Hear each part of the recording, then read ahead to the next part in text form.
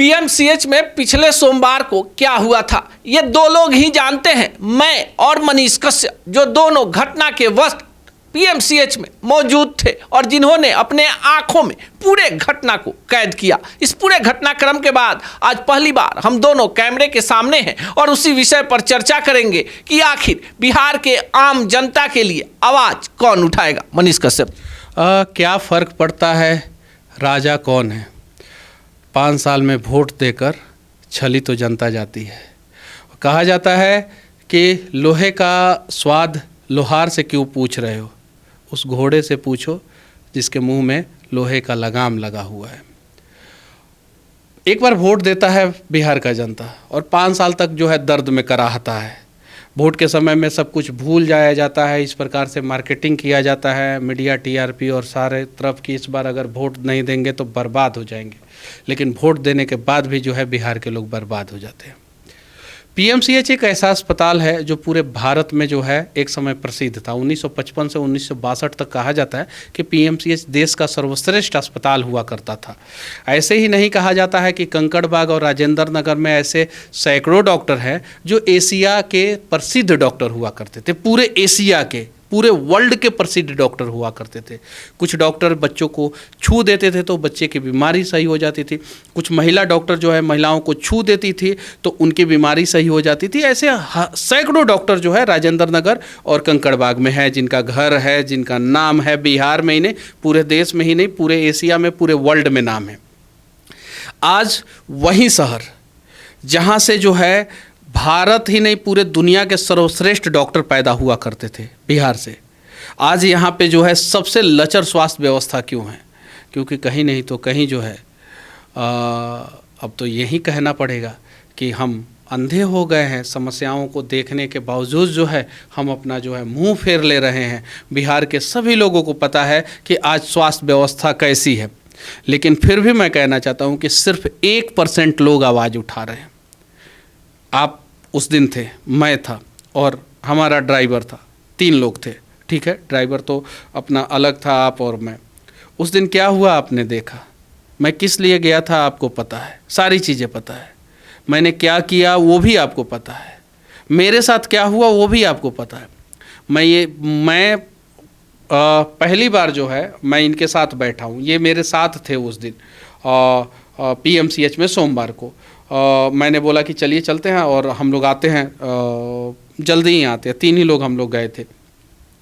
और मैं बिहार के लोगों से कहना चाहता हूं कि 1% लोग जो है आज सोशल मीडिया पे या जिस प्रकार से जो है आवाज़ उठा रहे हैं, सिर्फ 10% लोग आवाज़ उठाएंगे ना, तो मैं दावे के साथ कहता हूं कि वो जो लोहे का स्वाद है ना, वो अब घोड़े को नहीं, वो उन लोगों को भी पता चलेगा जो राजनेता हैं और बड़े बड़े नेता हैं और बिहार के लोगों को बार बार छलते हैं। लेकिन मनीष कश्यप जी, उस दिन मैं आपके साथ मौजूद था। बहुत सारी बातें सोशल मीडिया पर हो रही है, लेकिन एक मूल विषय है कि इतना कुछ होने के बाद बहुत सारी चीज़ें हैं जो हम कैमरे के सामने नहीं बोल सकते। आप तो उन लोगों की तारीफ हमसे कर रहे थे जो लोग आपको अपना दुश्मन समझ बैठे। जाने दीजिए, मैं क्या कर रहा था क्या नहीं कर रहा था वो तो भगवान जानते हैं, ऊपर वाले जानते हैं। और ऊपर वाला जो है हमारे कर्मों का हिसाब जरूर करता है।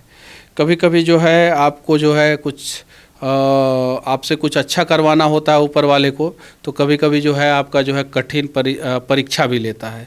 आपको पता होगा कि लालू प्रसाद यादव के ऊपर जो है पुलिस ने लाठियाँ चलाई थी इंदिरा गांधी की सरकार में।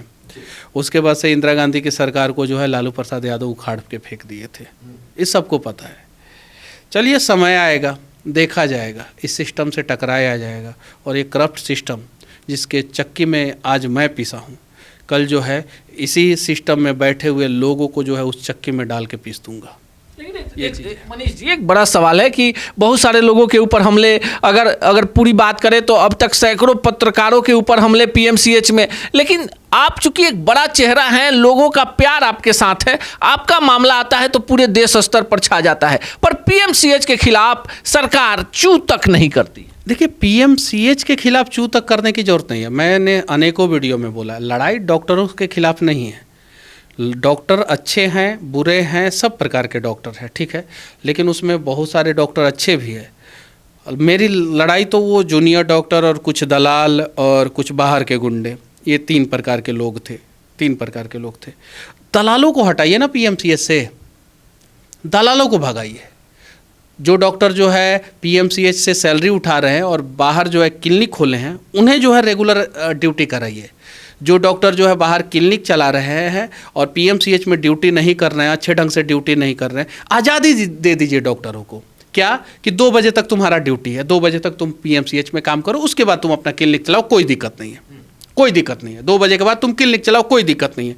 आप जो है सुबह 7 बजे आओ और 2 बजे तक ड्यूटी करो, पंच लगाओ, थंब लगाओ, और हर घंटे थंब लगाना है आपको। आप तो क्लिनिक में बैठे रहते हैं, आप तो एक केबिन में बैठे रहते हैं, वहाँ पे थंब इम्प्रेशन लगा दीजिए, हर घंटे जो है वो थंब लगाते रहें, ताकि पता चले कि हर घंटे हैं। नहीं तो सुबह 7 बजे आएंगे और फिर 2 बजे आके जो है थंब लगा के गायब हो जाएंगे। सीसीटीवी कैमरा लगा दीजिए, सेंसर वाला सीसीटीवी कैमरा लगा दीजिए। सीसीटीवी कैमरा से और थंब से जो है अटेंडेंस ले लीजिए। 2 बजे से, सुबह 7 बजे से लेकर 2 बजे तक ड्यूटी करेंगे डॉक्टर, और उसके बाद से 2 बजे के बाद वो अपना प्राइवेट क्लिनिक चला रहे हैं कि क्या कर रहे हैं क्या नहीं कर रहे हैं, उससे कोई मतलब नहीं होना चाहिए सरकार को।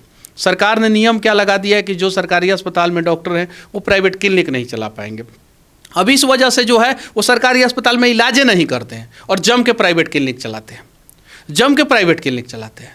अब छोड़ दीजिए, आप कहिए कि जब तक आपको जो है 7 साल का या 8 साल का या 10 साल का एक्सपीरियंस नहीं होगा तब तक आप क्लिनिक नहीं चला सकते हैं। एक एक्सपीरियंस का जो है एक बेंचमार्क तय कर दीजिए कि आपको जो है 10 साल तक जो है आपको जो एक्सपीरियंस लेना होगा और उसके बाद ही आप प्राइवेट क्लिनिक चला सकते हैं, पहला चीज़। दूसरा चीज़, उसके बाद अगर आप सरकारी अस्पताल में ड्यूटी कर रहे हैं, सैलरी ले रहे हैं, तो आप सुबह 7 बजे से लेकर 2 बजे तक ड्यूटी कीजिए, ईमानदारी पूर्वक ड्यूटी कीजिए। उसके बाद से 2 बजे के बाद आप क्या कर रहे हैं, आप क्लिनिक चला रहे हैं, क्या कर रहे हैं क्या नहीं कर रहे हैं, सरकार को इसमें इंटरफेयर नहीं करना चाहिए। ये बात कौन बोला मुझसे? डॉक्टर ही बोला कि भैया ये चीज़ें होना चाहिए। डॉक्टर ने बोला मुझसे कि ये चीज़ें अगर सरकार कर दे तो क्लिनिक भी ठीक से चलेगा और यहाँ पे भी ठीक से होगा। अब जो बड़े बड़े प्राइवेट अस्पताल हैं उसमें कौन से लोग जाते हैं? जिनके पास इंश्योरेंस होता है नॉर्मली, या जिनका जो है इलाज नहीं हो पाता है यहाँ पे, इसलिए लोग जाते हैं। तो एक व्यवस्था जो है, सुदृढ़ व्यवस्था जो है, सोच समझ के जो है करना चाहिए। अभी सऊदी अरबिया इस्लामिक देश है, पता है, वहाँ पे शराब चालू हो गया। इस्लामिक देश, कट्टर इस्लामिक देश, वहाँ पे शराब चालू हो गया। अपने बिना सोचे समझे यहाँ पे शराब बंद कर दिया। सोचिए, कोई भी निर्णय लेने से पहले सोचिए कि उस निर्णय का क्या नुकसान हो सकता है, क्या फ़ायदा हो सकता है। तो ये सोच जो है पहले जनता को लेना होगा। जनता सोच लेगी कि हाँ हमारे वोट से जो है हमें क्या फ़ायदा होगा, क्या नुकसान होगा। उसके बाद से सरकार भी सोचने को मजबूर हो जाएगी, और जिस दिन सरकार सोचने को मजबूर हो जाएगी ना, मैं दावे के साथ कहता हूँ बिहार का स्वास्थ्य व्यवस्था जो है ना, वो फिर से देश में जो है सबसे बढ़िया हो जाएगा। लेकिन मनीष जी, सवाल फिर वही है, 14 करोड़ बिहार की लगभग आबादी है। पूरे बिहार में कोई भी गंभीर रूप से गोली लग जाए, सड़क दुर्घटना हो जाए, तो सीधे पुलिस लाकर पीएमसीएच में पटक देती है, फिर वहीं से सिस्टम का खेल शुरू हो जाता है। देखिए, बिहार में कम से कम 100 मेडिकल कॉलेज वर्तमान समय में चाहिए। हर जिला में एक सरकारी ट्रॉमा सेंटर चाहिए, गवर्नमेंट ट्रॉमा सेंटर। हर जिला में, जितना जिला है बिहार में, हर जिला में गवर्नमेंट ट्रॉमा सेंटर चाहिए। प्राइवेट जो है 1-2 होना चाहिए। 14 करोड़ जनसंख्या, बहुत ज़्यादा जनसंख्या है, गरीबी और ज़्यादा है, केस मुकदमा और ज़्यादा हो रहा है, सड़क एक्सीडेंट हो रहा है, आपसी मारपीट हो रहा है, लोगों को बीमारियां हो रही है, शुद्ध हवा नहीं मिल पा रहा है, खाना नहीं मिल पा रहा है। पोषक खाना जब नहीं मिल पाएगा तो बीमार होइएगा। मेहनती लोग हैं, मजदूरी ज़्यादा करते हैं, मजदूरी करने के बाद जो है शरीर के बहुत सारे अंग जो है वो धीरे धीरे काम करना कम करते हैं। शरीर में जो है वो दर्द, आँखों में, माथे में, बहुत सारी चीज़ें, किडनी का प्रॉब्लम, हार्ट का प्रॉब्लम। बिहार 14 करोड़ जनसंख्या है बिहार का, लेकिन बीमारियां जो है बिहार में जो है वो 30 करोड़ के जनसंख्या के बराबर बीमारियां है बिहार में। जनसंख्या कितना? 14 करोड़। बीमारियां कितना? 30 करोड़ जनसंख्या के बराबर बीमारियां है। ये सारी चीज़ें समझने का समय किसके पास है? ये कौन समझेगा? मेरी बातों को कौन समझेगा? वो रिक्शा खींचने वाला मजदूर समझ पाएगा मेरी बातों को कि मैं कितना डीपली बात बोल रहा हूँ? या वो स्वास्थ्य मंत्री समझ पाएंगे? समझ पाएंगे कभी कि मैं किस लेवल की बातें कर रहा हूँ? नहीं समझ पाएंगे। और किस लेवल की लड़ाई लड़नी है हमें, नहीं समझ पाएंगे। आज लालू जी को पोता होता है तो कोलकाता में इलाज होता है। कहाँ पैदा होता है पोता लालू जी का? कोलकाता में। नीतीश जी का आँख खराब होता है तो कहाँ जाते हैं वो? आंख में प्रॉब्लम होता है, खराब नहीं, आंख में प्रॉब्लम होता है तो कहाँ जाते हैं? दिल्ली। लालू जी का किडनी का इलाज कहाँ होता है? सिंगापुर में। नेता ऐसे ऐसे 20 नेता का नाम मैं गिना दूंगा जिनका जो है हैदराबाद, मुंबई, दिल्ली और सिंगापुर, अमेरिका जैसे जगहों पे जो है इलाज हुआ है। 20 नेता का मेरे जुबान पे नाम है, मैं नाम नहीं रखना चाहता हूँ। मैं विनती करना चाहता हूँ कि अरे आप लोग तो सिंगापुर, दिल्ली, मुंबई, दुबई चले जाइएगा, इलाज करा लीजिएगा, गरीब कहाँ जाएगा वो बताइए ना। आप लोगों के लिए हैदराबाद में बेड अलॉट हो जाता है, आप लोगों के लिए जो है वो मुंबई में जो है बड़े बड़े अस्पतालों में जो है व्यवस्थाएं हो जाती हैं, दिल्ली एम्स में जो है आप लोगों को बेड मिल जाता है, सिंगापुर में जो है इतना पैसा है कि वहाँ पे आप लोग जो है किडनी का ट्रांसप्लांट करा लेते हैं, कोलकाता में जाके जो है बच्चा पैदा कर लेते हैं। बिहार का गरीब जाएगा कहाँ आप बताइए?